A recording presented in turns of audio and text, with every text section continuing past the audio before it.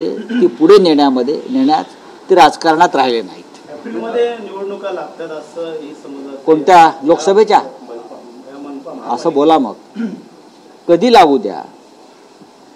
शिवसेनेनं मुंबईसह 14 महानगरपालिकांच्या निवडणुकांची तयारी सुरू केलेली आहे आणि आम्ही अत्यंत ताकदीने निवडणुका लढवू।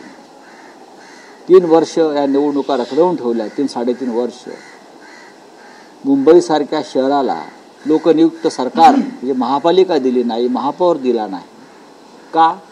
तर त्यांना हरण्याची भीती होती।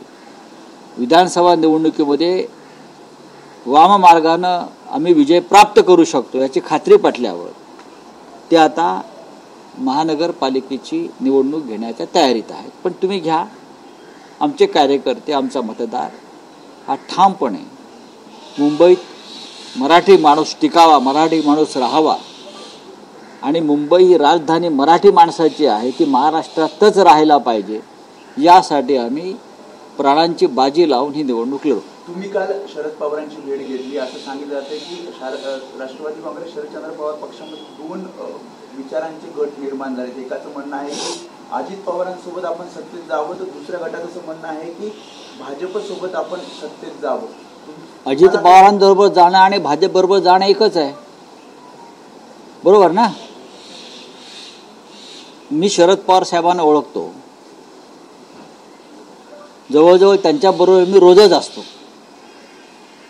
संसदेमध्ये, राज्यसभेत त्यांच्या आणि माझं जागा बसण्याची ही बाजूलाच, आम्ही एकत्रच बसतो।